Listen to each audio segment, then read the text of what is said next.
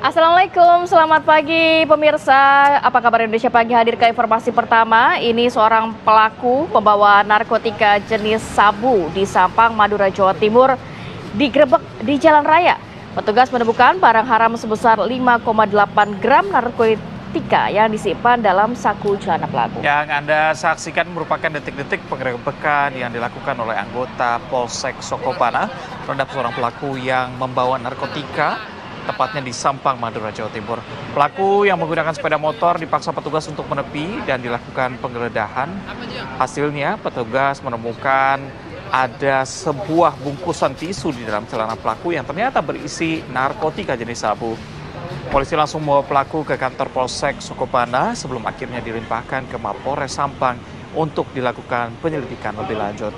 Berdasarkan hasil temuan petugas, diketahui ada 5,8 gram narkotika dalam saku pelaku yang diduga untuk dikonsumsi sendiri atau siap diedarkan. Selain membawa narkotika, pelaku juga pernah 2 kali masuk dalam penjara terkait dengan kasus pencurian serta pelecehan seksual.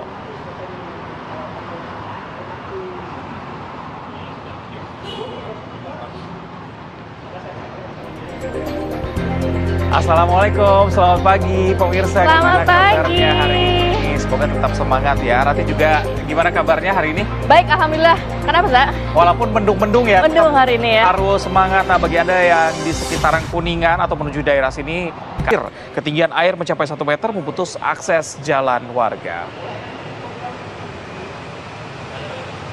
Banjir yang melanda Kabupaten Cirebon, Jawa Barat meluas hingga 7 kecamatan. Salah satu lokasi yang terdampak banjir di Kabupaten Cirebon, Jawa Barat adalah Desa Jungjang Wetan, Kecamatan Arjawinangun, Kabupaten Cirebon. Desa Jungjang Wetan menjadi titik terparah banjir yang menerjang 15 desa yang tersebar di 7 kecamatan. Petugas Badan Penanggulangan Bencana Daerah atau BPBD mengevakuasi warga yang terjebak banjir, khususnya ini para lansia dan juga ibu hamil. Menurut dari warga, banjir terjadi setelah Sungai Winong dan Karangdawa ini meluap dan memasuki permukiman warga. Ketinggian air mencapai 1 meter pemirsa, banjir juga menyebabkan jalan penghubung antar kecamatan ini terputus.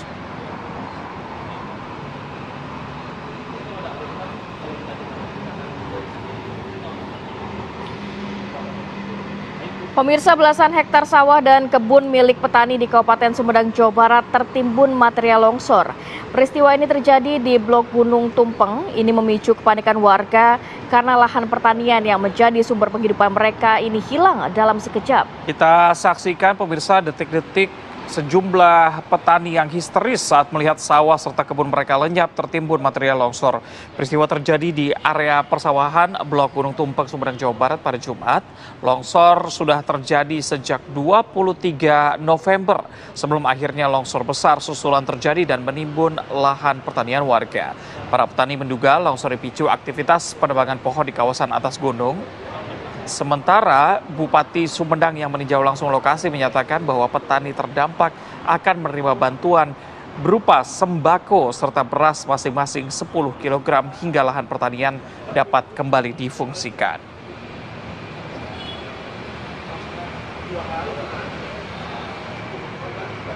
Kita bergeser ke Pindrang, Sulawesi Selatan. Pemirsa, angin puting beliung menerjang permukiman warga. Ada puluhan rumah dan sejumlah bangunan yang rusak. Bahkan ada rumah warga yang roboh. Tidak ada laporan adanya korban jiwa maupun luka akibat peristiwa ini. Ya, kalau Anda saksikan ini adalah detik-detik pemirsa yang memperlihatkan angin puting beliung ini terbentuk dan melanda permukiman warga di Kabupaten Pindrang, Sulawesi Selatan. Angin datang secara tiba-tiba dari arah laut dan bergerak cepat menuju ke kawasan permukiman. Peristiwa tersebut terjadi pada Minggu siang sekitar pukul 13.30 waktu Indonesia Tengah, tepatnya di Kelurahan Lanrisang, Kecamatan Lanrisang. Akibat terjangan angin kencang, atap rumah warga ini berterbangan, sebagian hancur dan bahkan ada yang terlepas sepenuhnya.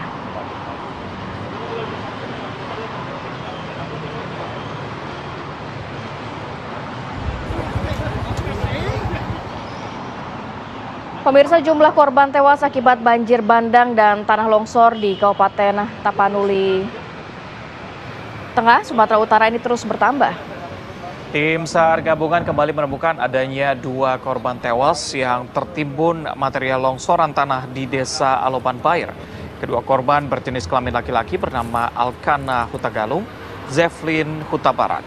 Kedua korban selanjutnya diserahkan kepada pihak keluarga untuk dimakamkan. Total sudah lebih dari 116 korban tewas yang ditemukan oleh tim SAR. Saat ini lebih dari 50 korban masih dicari. Di Tapanuli Tengah masih ada 10 desa yang terisolir. Tim tanggap darurat masih terus bekerja dengan menggunakan alat berat untuk bisa membuka akses jalan menuju desa terisolir.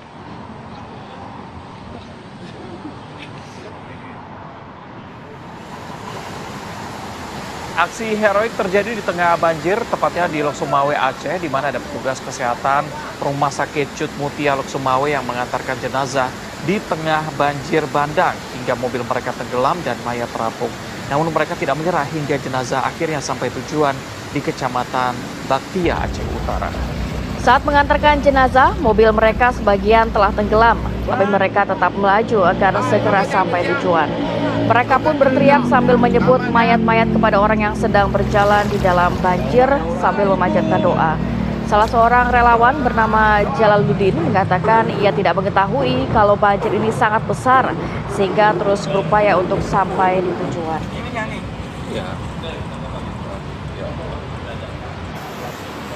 Inilah hasil selesai proses evakuasi jenazah. Pemirsa, hujan deras di Kapalokoto, Padang, Sumatera Barat ini kembali memicu trauma beberapa RT dan juga RW karena intensitas hujan yang tinggi membuat aliran sungai baru yang muncul akibat banjir bandang ini kembali dialiri arus deras. Aliran sungai baru yang pada pagi hingga siang hari sempat kering ini kembali lagi memantik trauma pada warga. Hujan deras yang mendadak turun mulai pukul 15 waktu Indonesia Barat membuat arus deras kembali menghantam Kapalokoto. Tanah rawan longsor bergetar, satu rumah ambruk dan kabel listrik terputus. Warga langsung keluar dari rumah untuk menyelamatkan diri sebagai antisipasi menghindari reruntuhan bangunan. Memasuki pekan ketiga pasca bencana, warga Kapalokoto masih sulit untuk mendapatkan akses air bersih dan peralatan dapur untuk memasak. Bantuan dari pemerintah daerah berupa alat berat pun diperlukan untuk mengangkut bebatuan dan gelondongan kayu.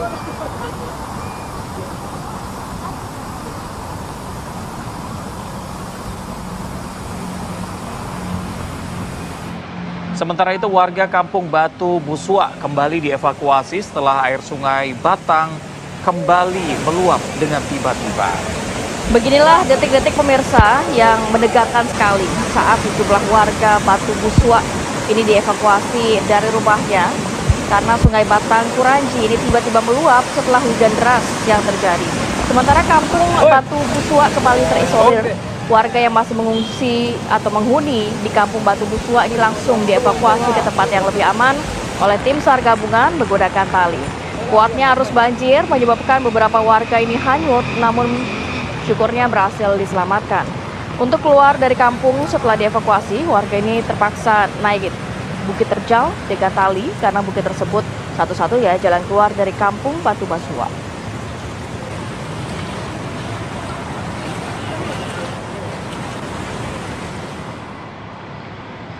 Ya pemirsa, akibat sulitnya mendapatkan pelayanan kesehatan di sejumlah desa di daerah pesisir Seram bagian timur Maluku, warga yang tengah sakit ini terpaksa harus ditandu dan juga digendong berjalan kaki menuju pusat kesehatan menempuh jarak puluhan kilometer dengan melewati medan yang sangat sulit. Yang Anda saksikan merupakan video amatir warga yang tersebar di media sosial memperlihatkan seorang pria yang tengah sakit terpaksa ditandu secara gotong royong oleh warga setempat. Pria tersebut ditandu menggunakan bambu dan kain sarung yang sudah dirakit menuju ke puskesmas yang jauh dari desa. Selain harus melewati jalan yang tidak memadai, warga juga menyeberangi sungai yang cukup deras karena tidak ada jembatan penghubung yang bisa dilewati. Kondisi ini telah berlangsung selama puluhan tahun. Mereka berharap agar pemerintah pusat maupun daerah serta Provinsi Maluku bisa membangun akses jalan dan juga jembatan penghubung yang memadai agar kejadian serupa tidak kembali terulang.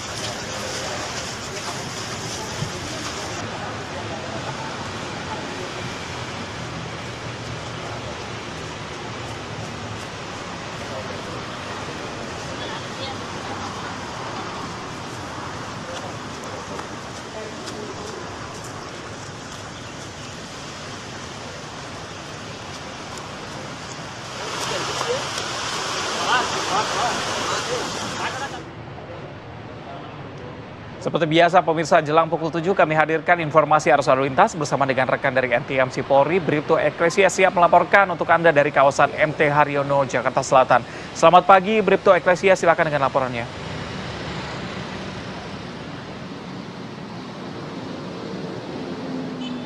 Baik, terima kasih Reza dan Rati. Selamat pagi pemirsa, bersama kami dari NTM.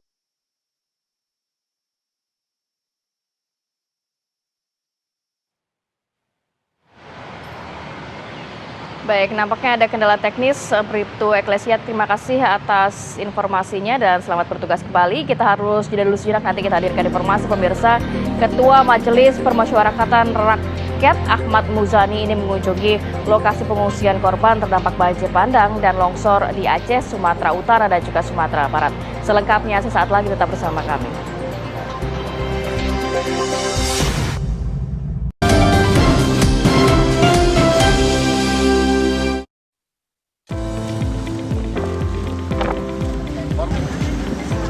Bantuan kemanusiaan untuk korban bencana Sumatera kembali dikirim melalui dermaga Pelabuhan Muara Baru Penjaringan, Jakarta Utara pada Sabtu pagi. Menteri Pemberdayaan Perempuan dan Perlindungan Anak Arifah Fauzi mengawal langsung pelepasan bantuan. Arifah Fauzi mengucapkan terima kasih kepada Presiden Prabowo karena juga memprioritaskan kelompok rentan, yakni perempuan dan anak-anak. Bukan dari kementerian kami saja, tapi juga kolaborasi dengan Kementerian Kesehatan, BKKBN, dan lain sebagainya. Pak Presiden sangat penuh perhatiannya. Kami terinformasi bahwa beliau memberikan tambahan anggaran per kabupaten atau per provinsi itu 2 miliar khusus untuk 4 miliar khusus untuk perempuan dan anak-anak. Saya bahagia sekali karena Pak Presiden punya perhatian khusus terhadap perempuan dan anak-anak di lokasi bencana banjir dan longsor, khususnya di 3 provinsi. Ini menunjukkan bahwa Pak Presiden juga paham bahwa perempuan dan anak-anak ini perlu perlindungan khusus dan perlu bantuan spesifik. Ini bahagia sekali karena Kementerian Pemberdayaan Perempuan dan Perlindungan Anak bersama Kementerian Kelautan mengirimkan 51,9 ton bantuan logistik untuk korban bencana Sumatera. Dari Jakarta, Dava Akbari, TV One mengabarkan.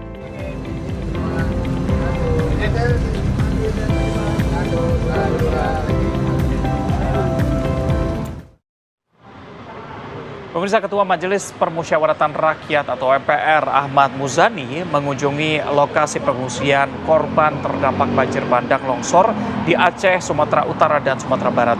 Ahmad Muzani memastikan bahwa permintaan relokasi warga dan juga kebutuhan akan dipenuhi.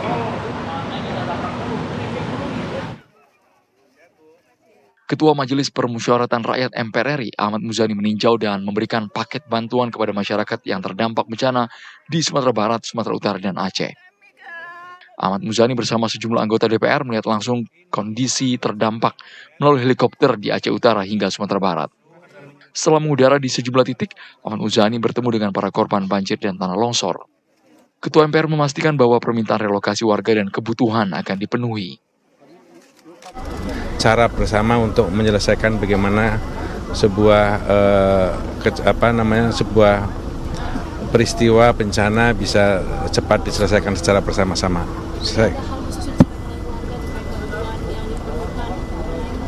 Warga berharap agar normalisasi sungai segera dilakukan dengan cepat karena mereka masih khawatir dan trauma terhadap persoalan ini.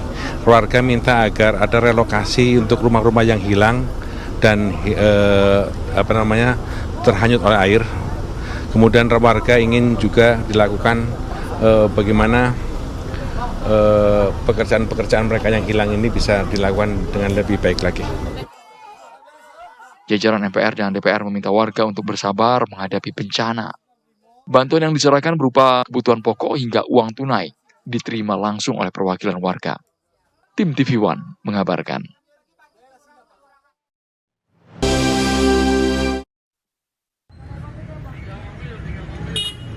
Dengan pengawalan ketat, mobil tahanan yang membawa Amar Zoni bersama 4 warga binaan lainnya tiba di Lapas Narkotika Kelas 2A Cipinang, Jakarta Timur, Sabtu petang. Setibanya di lapas Cipinang, petugas kejaksaan dengan bersenjata lengkap langsung membawa Amarzoni ke dalam lapas. Keberadaan Amarzoni di lapas narkotika kelas 2A Cipinang bersifat sementara. Ia dipindahkan sementara dari lapas Nusa Kambangan untuk menjalani sidang di Pengadilan Negeri Jakarta Pusat 18 Desember mendatang. Saudara Amarzoni, narapidana di lapas Karanganyar Nusa Kambangan, tiba di lapas narkotika Jakarta berdasarkan surat izin Direktur Jenderal Pemasyarakatan dan permohonan dari Kepala Kejaksaan Negeri Jakarta Pusat untuk dititipkan sementara dalam rangka persidangan di Pengadilan Negeri Jakarta Pusat. Nanti setelah sidang selesai, yang bersangkutan akan dikembalikan oleh Kejaksaan Negeri Jakarta Pusat ke Nusa Kambangan, Jawa Tengah. Amarzoni beserta 4 warga binaan lainnya ditempatkan di Blok E setelah menjalani proses pemeriksaan kesehatan. Aktor sinetron itu akan kembali ke lapas Nusa Kambangan setelah selesai persidangan. Dari Jakarta, Simon Tobing, TV One mengabarkan.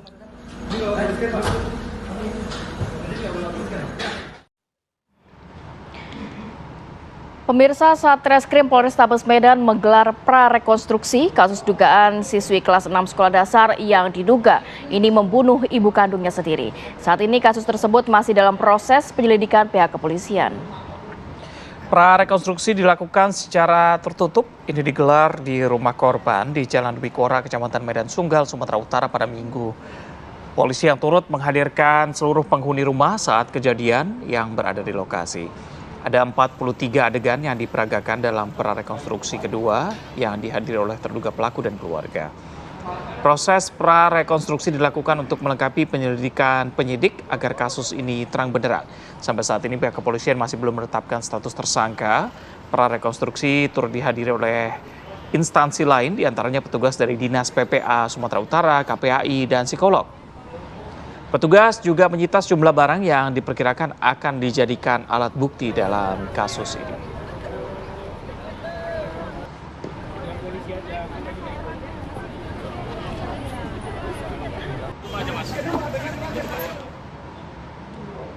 Pemirsa, ini viral di media sosial, ada 2 orang debt collector alias penagih utang yang ditangkap oleh polisi setelah mencoba merampas sepeda motor seorang mahasiswa. Ini terjadi di Jalan Soekarno-Hatta, Kota Bandung, Jawa Barat.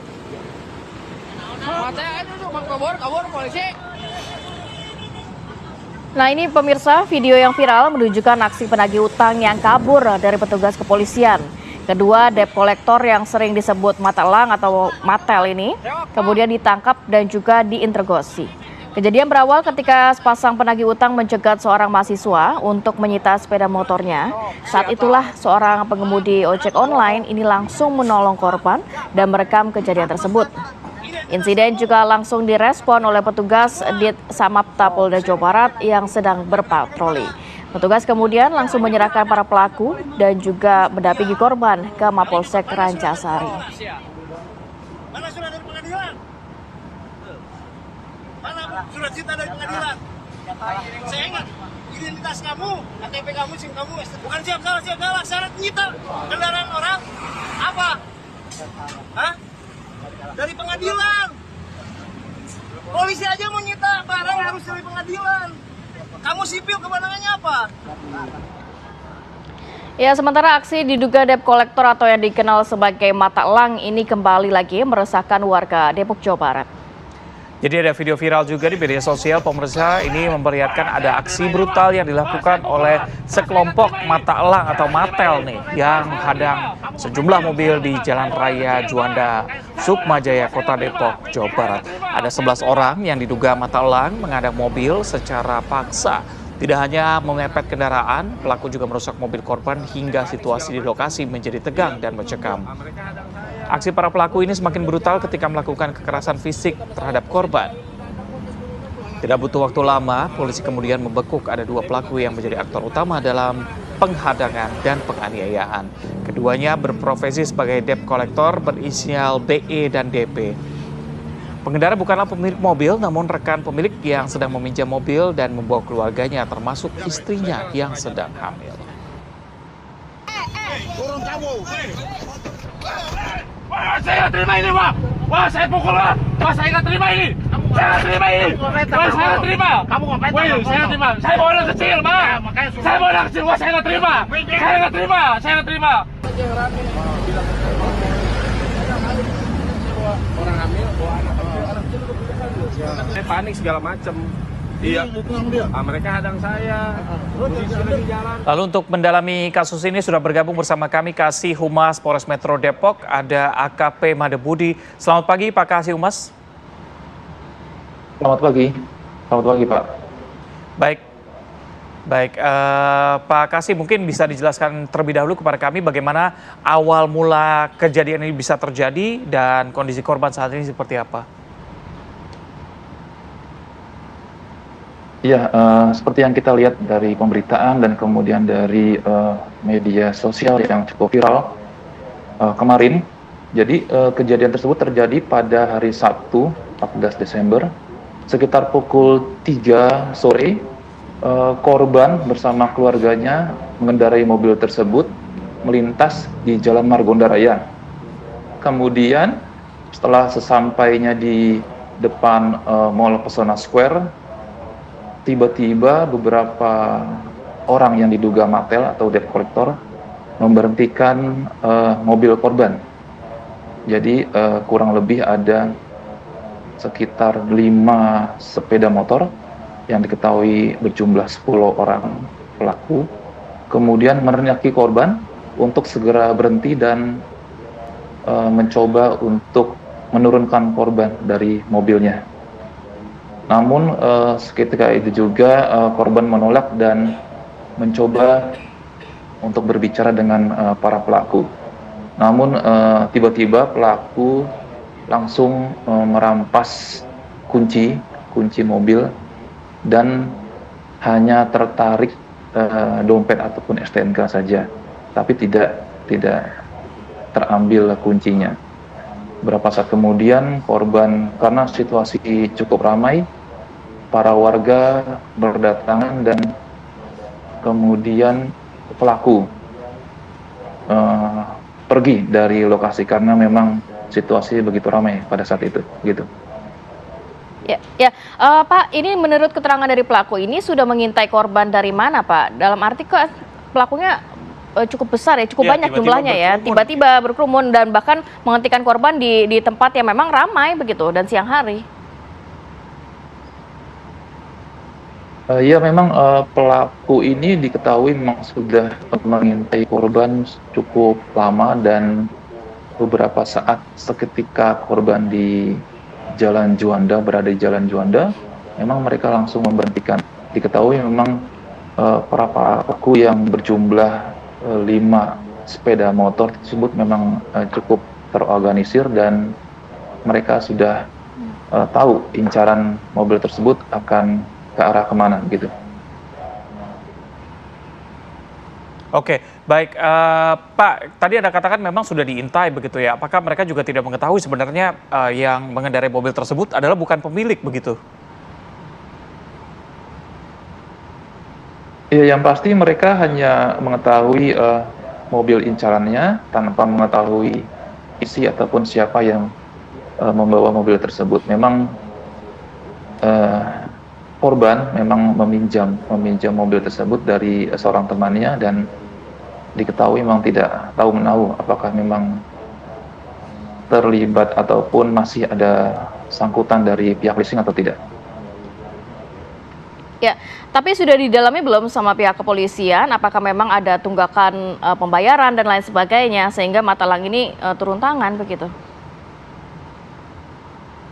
Ya, saat ini masih kami lakukan terus proses penyidikan terhadap korban karena memang pasal yang kami kenakan tentunya pasal perampasan dan penganiayaan yang diketahui para pelaku melakukan penganiayaan yang mengakibatkan pelipis dari korban mengalami luka yang saat ini sudah divisum dan kemudian beberapa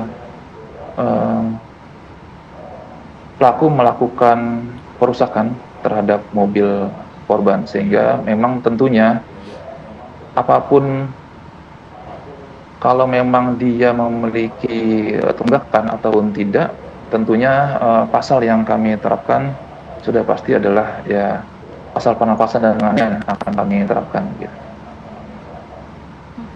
Oke, Pak, kita sepakat bahwa apa yang dilakukan oleh pelaku ini bukan hal yang bisa dibenarkan begitu. Terlebih belum diketahui apakah memang ada tunggakan atau tidak. Tapi ini kan cukup meresahkan masyarakat ya, merusak kendaraan, bahkan melakukan aksi penganiayaan terhadap terduga pemilik mobil tadi begitu ya. Apa yang dilakukan oleh Polres Metro Depok nih untuk menjaga agar warga bisa lebih aman beraktivitas di wilayah hukum Anda, tidak takut dengan adanya aksi serupa kemungkinan terjadi? Ya memang ada beberapa kali kejadian tersebut, kejadian yang sama di ranah ataupun di wilayah Kota Depok. Kami tentunya selalu memberikan himbauan kepada warga ataupun kepada masyarakat Kota Depok. Kami beberapa kali memberikan himbauan di media sosial kami di IG Polres Metro Depok, dan kemudian tentunya kami secara langsung menghimbau untuk teman-teman di Kota Depok untuk kalau memang menghadapi situasi yang serupa, tentu tidak langsung panik dan berbicara baik. Kemudian apabila mengalami situasi yang memungkinkan korban untuk membawa ataupun mengajak debt collector tersebut untuk berada ke kantor polisi, dipersilakan, karena memang tempat ataupun kantor polisi adalah tempat yang aman dan juga status quo berada di sana. Memang begitu prosedur yang kami terapkan agar memang teman-teman dari Kota Depok, warga di Kota Depok untuk tidak panik dan melakukan tindakan yang dapat merugikan kedua belah pihak. Ya Pak, kalau tadi Anda mengatakan ini nampaknya para pelaku ini sudah terorganisir begitu ya Pak. Apakah juga sudah didalami oleh pihak kepolisian jaringan dari para mata elang ini? Iya, tentu tadi kami sampaikan ada 5 sepeda motor, kemudian ada 10 pelaku yang diduga berada di sana, dan saat ini masih kami dalami sisa dari pelaku lainnya. Sudah kami amankan 2 dari pelaku tersebut, dan kemungkinan besar 8 pelaku lainnya masih dalam penyidikan, dan semoga dalam waktu dekat tentu akan kami terus dalami sindikat ataupun pelaku-pelaku lainnya di wilayah Kota Depok. Baik, kami sungguh berharap agar kejadian serupa tidak kembali terulang. Terima kasih Kasih Humas Polres Metro Depok, AKP Mada Budi, sudah menyempatkan waktunya untuk berbincang bersama dengan kami pagi ini. Baik, terima kasih. Baik, kita harus jeda dulu sejenak, nanti kita hadirkan informasi kepolisian akan mengadakan gelar perkara khusus. Ini terkait kasus tudingan ijazah palsu Presiden RI ke-7 Joko Widodo. Seperti apa selengkapnya kita akan bahas saat lagi.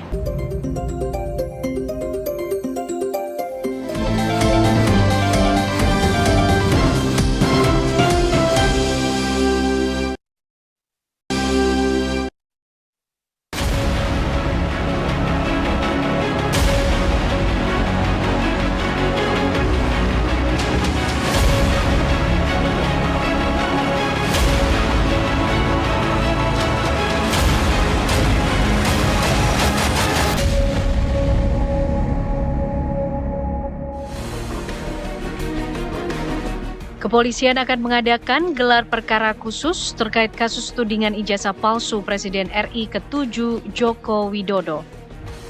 Gelar perkara khusus ini dilakukan atas permintaan pihak terlapor yang meminta kepolisian meninjau kembali proses penyelidikan dan penetapan status hukum dalam kasus tersebut.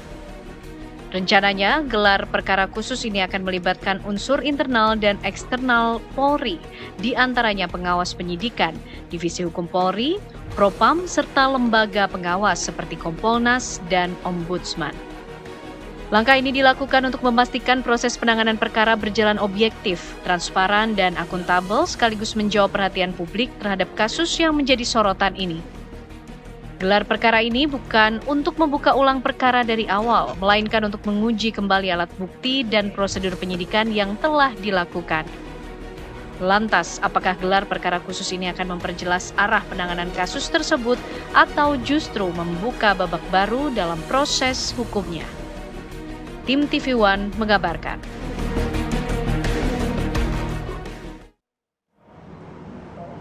Jadi hari ini ya gelar perkara Hari ini khusus rencananya akan digelar di Polda Metro Jaya, di mana tidak hanya pihak internal tapi eksternal juga dihadirkan untuk langsung di sana. Yang jadi pertanyaan publik, apakah memang bukti-bukti, ada ratusan bukti ya, catatan dari kami ada 700 bukti, apakah nanti akan dihadirkan pagi ini? Kita langsung tanyakan saja dengan narasumber yang memang sudah hadir bersama kami pagi hari ini. Ada Rifai Kusumanegara, kuasa hukum dari pihak Jokowi. Assalamualaikum, selamat pagi. Bang Rifai, sehat Bang? Sehat Bang. Sehat pagi semuanya. Bergabung juga bersama kami Ahmad Koziruddin, kuasa hukum Roy Suryo CS. Bang Kozi, sehat? Sehat, alhamdulillah, luar biasa. Siap hari ini ya? Siap sekali dong, kita yang minta kok.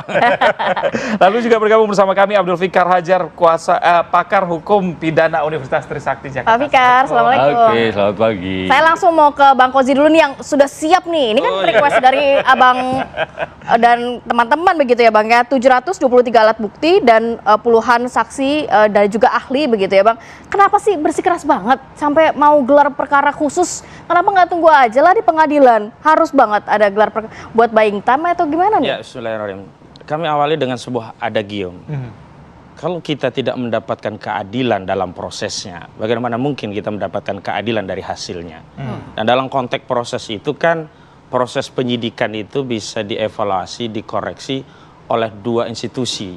Pertama internal, kedua eksternal. Kalau eksternal memang melalui lembaga pra-peradilan. Tetapi kami sebelum melangkah menggunakan lembaga pra-peradilan, kami gunakan lembaga internal Polri untuk melakukan koreksi internal terhadap proses penyidikan. Bahkan lembaga internal yang disebut dengan gelar perkara khusus sesuai dengan amanat Perkapolri itu tidak hanya bisa mengoreksi proses penyidikan, bahkan juga penyelidikan yang pernah dilakukan di Barreskrim. Nah, dalam konteks mengoreksi itu kan kami selalu menyampaikan berulang kali kepada publik bahwa kasus ini bukan kasus privat, kasus publik, melibatkan ya banyak pihak yang mengamati seluruh rakyat Indonesia. Karena itu harus ada jaminan proses ini transparan, kredibel, akuntabel, dan tentu saja profesional. Nah, 4 unsur inilah yang kami ingin lihat dalam proses penyidikan yang dilakukan oleh penyidik dalam hal ini di Polda Metro Jaya. Soal yang kami persoalkan sebenarnya sederhana, bukan kaitan dengan 700 bukti, 22 ahli, bahkan ada 120 saksi. Yang paling krusial adalah apakah bukti utama, yakni ijazah itu benar-benar telah diperiksa oleh penyidik. Karena sebenarnya hari ini kami tidak lagi berharap ada sisi kenegarawan dari seorang Joko Widodo meskipun hanya sebesar biji zarah, karena tak mungkin lagi berharap itu. Dan hari ini justru kami berharap sisi kenegarawan itu ada pada penyidik Polda Metro Jaya, karena bukti itu sekarang sudah disita oleh penyidik. Apakah bisa ya barang yang disita itu juga bisa dihadirkan kepada kami, yang klien kami ini kan menjadi satu tersangka karena dianggap melakukan pencemaran dan fitnah karena menyatakan ijazah saudara Joko Widodo itu adalah palsu, dan inilah yang kemudian dinarasikan oleh saudara Joko Widodo sebagai penghinaan sehina-hinanya. Jadi apa yang pengen didapatkan dari gelar perkara khusus ini? Apakah nantinya status tersangka tidak ada lagi, kasus tidak berlanjut, atau apa sebenarnya? Itu kesimpulan akhir ya, tetapi yang jelas dalam prosesnya ada 3 hal yang nanti akan kami jadikan evaluasi, atau setidaknya kami memberikan tanggapan terhadap apa yang sudah disampaikan oleh penyidik tentunya kan. Pertama dari aspek kewenangan, apakah kewenangan dalam proses penyidikan bahkan penyelidikan itu dilakukan secara sewenang-wenang atau sesuai ketentuan peraturan perundang-undangan yang berlaku. Kedua adalah mengenai proses dan prosedur.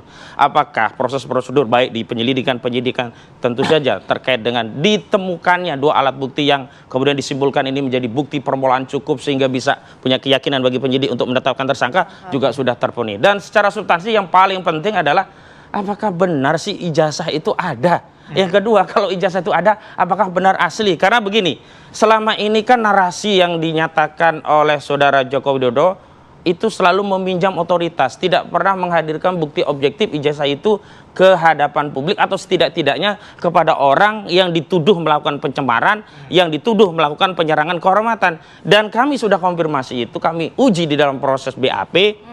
Saudara klien kami ya Rizal Fadila dan Kurniati Rioni, termasuk juga Roy Suryo itu sudah mempertanyakan, tolonglah Pak penyidik hadirkan agar menjadi tenang bagi kami persalahkanlah kami bahwa kami melakukan pencemaran. Karena apa? Ijazahnya ada. Dan oke lah versi mereka asli. Nah sebenarnya yang paling penting itu hanya satu hal di dalam proses gelar perkara itu. Ketika ijazah nantinya itu diperlihatkan, hanya satu hal saja. Apakah ijazah itu adalah barang yang lain atau yang sama dengan yang selama ini sudah diteliti oleh klien kami. Kalau ternyata barang itu sama, ya sudah, kesimpulan klien kami tidak akan berubah. 99,9% palsu menurut Roy Suryo atau 11.000 triliun persen palsu menurut Rismond Sianipar. Gitu. Bang Rifai, gimana?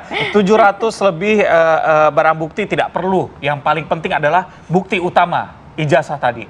Adakah kemungkinan nanti akan ditampilkan? Oke, saya tanggapi dulu ya. Jadi justru kami melihat sebenarnya gelar perkara ini, permohonan gelar perkara ini boleh dibilang upaya untuk menunda-nunda.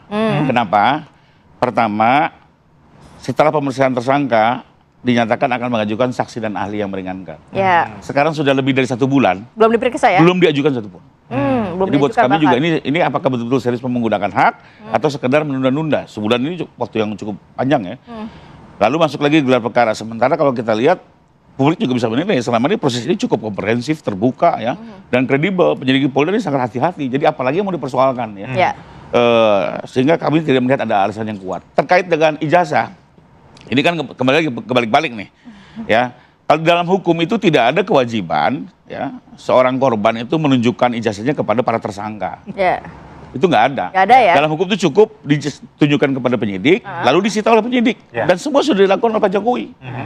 Mau apa lagi gitu? Gak ada juga dalam hukum kalau Anda melaporkan fitnah, Anda tunjukkan kepada publik. Ini terbalik-balik antara persoalan sosiologis dan persoalan hukum. Kalau kita bicara hukum ya jelas semua kewajiban Pak Jokowi sebagai korban sudah dilakukan. Tapi bagaimana asas? Jadi mau apa lagi gitu? Asas ketidakadilan yang dirasakan oleh para tersangka? Ini kan nggak jelas yang disebut ketidakadilan seperti apa gitu. Bahwa sekarang perbuatan ini terbukti ada konsekuensi, yaitu hukum memang menerapkan seperti itu. Kalau tidak terbukti ya bebas. Itu juga faktanya gitu ya. Jadi terlalu pagi kalau kita bicara ketidakadilan. Biarkan proses berlangsung, karena nanti yang memutuskan keadilan itu adalah pengadilan. Penyidik sama jaksa penuntut umum hanya sekedar menyiapkan berkas, menyiapkan alat bukti, ya tidak juga menyatakan salah atau benar, dan nanti di ujungnya adalah di pengadilan itu sendiri. Dan terakhir, Pak Jokowi kan sudah komit. Ya, kalau memang juga harus ditunjukkan, itu di dalam forum yang benar, yang forum yang tepat, yaitu apa? Persidangan. Karena dari proses hukum sejak penyidikan, penuntutan dan peradilan, satu-satunya yang terbuka untuk umum itu adalah di peradilan. Berarti sudah konfirmasi yang paling tepat. Hari ini tidak akan ada usaha untuk menunjukkan ijazah tadi. Soal ijazah sekarang dipegang penyidik, bukan lagi di kami. Jadi bukan kami bisa menunjukkan atau tidak, itu sudah disita oleh penyidik. Tapi kembali lagi kalau kami melihat adalah karena itu juga kemarin baru hasil dari lapor, tentunya masih dalam segel ya. Nah, yang bisa membuka segel ini nanti adalah pengadilan. Itu juga satu prosedur ya. Penyidik penuntut umum tidak bisa membuka segel dari lapor. Itu harus pengadilan. Jadi menurut kami memang forum yang paling tepat, baik menurut hukum, termasuk juga sosiologis, di sidang, terbuka, dan Pak Jokowi juga tidak keberatan. Justru ini sudah, pribadi gitu ya. Kami membaca sudah ada grandisan untuk menutupi ijazah tadi dengan alasan sudah disegel. Karena sebelumnya saat di Barreskrim nggak disegel, juga ditunjukkan kepada penyidik, fotonya beredar. Kenapa sih sesulit itukah untuk menunjukkan kepada kami yang klien kami sudah menjadi tersangka? Lagi pula kalau ini kemudian dituduh sebagai tindakan untuk mengulur-ngulur waktu. Jahat sekali tuduhan ini. Berarti polisi yang dituduh. Kenapa? Karena yang melakukan gelar perkara itu bukan kami. Polisi berarti. Berarti tuduhan mengulur-ngulur waktu itu ada pada polisi. Pak polisi, kenapa diulur-ulur? Kenapa Anda diam dituduh? Kira-kira begitu. Kenapa? Bagi kami nggak pernah memaksa. Kami memohon bahwa kemudian polisi memenuhi permohonan kami. Ini bagian dari proses prosedur hukum yang kami sebutkan tadi. Kalau ini tidak dipenuhi berarti kami tidak mendapatkan keadilan dalam prosesnya. Yang kemudian bisa kami simpulkan kalau dalam prosesnya kami tidak mendapatkan keadilan, bagaimana mungkin kami mendapatkan keadilan dari hasilnya? Dan hari ini proses itu sedang berjalan. Jadi terlalu prematur kalau kemudian kita nilai proses itu bagian dari mengulur-ngulur, mau setahun, 2 tahun, 3 tahun, ada yang kasasi sampai 5 tahun. Ya mau gimana lagi emang proses kita di negara kita seperti ini? Mau kita komplain sistem hukum kita? Kalau gitu kita rombak semua konstitusi negara kita. Pak Fikar, tadi dikatakan asas keadilan, tapi sebenarnya boleh nggak sih di dalam gelar perkara khusus yang diminta oleh para tersangka adalah menghadirkan ijazah Pak Jokowi? Apa mungkin begitu diakomodir di situ? Ini dalam satu proses pidana itu pasti ada yang namanya alat bukti, karena untuk menetapkan orang sebagai tersangka kan juga itu harus kan, ada alat bukti itu kan. Minimal ada 2 alat bukti kan begitu ya, atau putusan MK seperti itu.